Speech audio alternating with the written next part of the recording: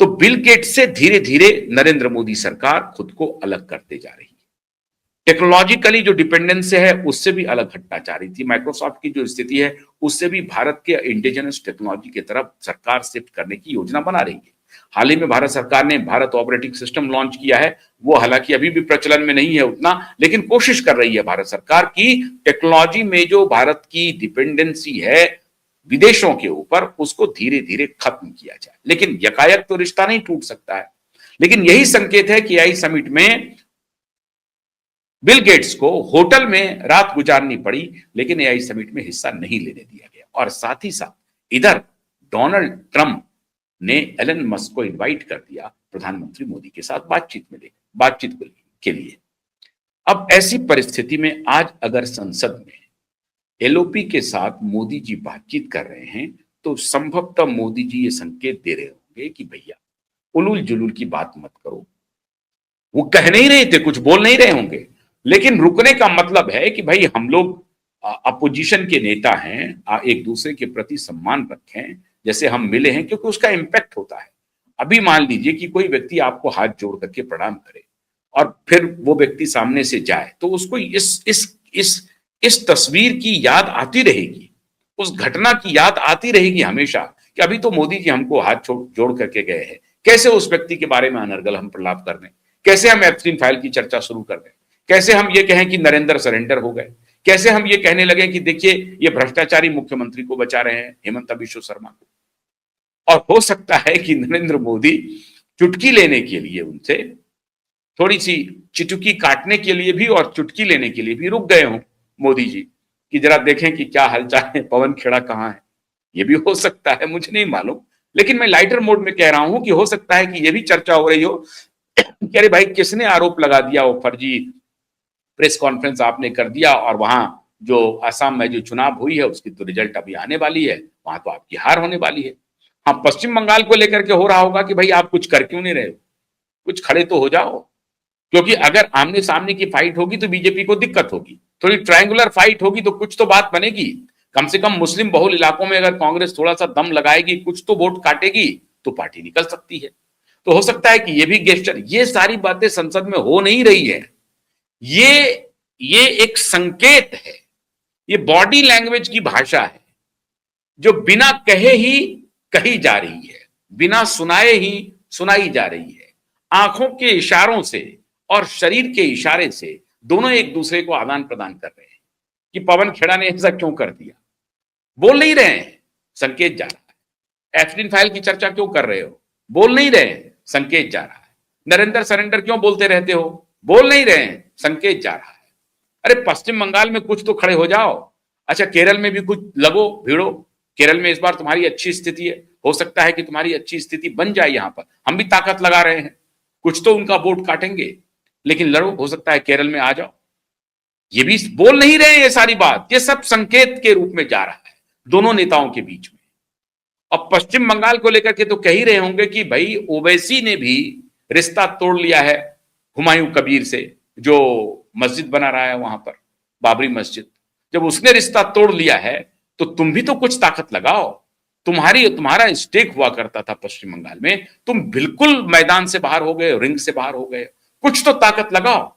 ये सारी बातें इस कुछ ही मिनटों की मुलाकात में, मिनट भी नहीं हुआ है पूरा, कुछ भी, मैंने 1-2 मिनट ही रुक पाए हैं वहां पे, ये कुछ ही मिनटों की मुलाकात में ये सारी बातें आदान प्रदान हो गई, बिना कहे हो गई, इशारों में हो गई, और इसका प्रभाव आने वाले दिनों में आप देखेंगे।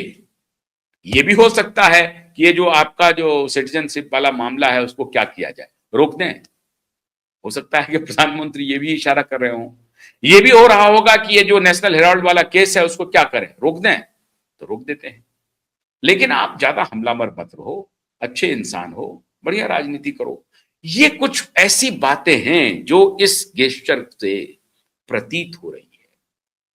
अक्सर जब जो दो अपोजिशन पार्टी के नेता इन हालातों में इस तरह से मिलते हैं तो उसका कुछ ना कुछ, कोई ना कोई सांकेतिक भाषा होती है जिसको लोगों को डिकोड करना चाहिए। हम लोगों का भी ये काम है कि इस सांकेतिक भाषा को कैसे डिकोड किया जाए। तो ये जो सांकेतिक भाषा है, जो मिलन की, और इस तरह से मिले हैं, बड़े शांति से प्रधानमंत्री मोदी वहां पर खड़े रहे हैं और ये सावधान की मुद्रा में रहे हैं।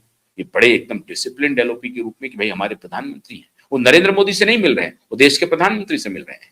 तो जैसे देश के प्रधानमंत्री ने हाथ जोड़ा तो उन्होंने वादन स्वीकार किया और फिर इस तरह से खड़े हैं जो जैसे कि वो डिसिप्लिन एलओपी है, मतलब पूरा सम्मान दे रहे हैं।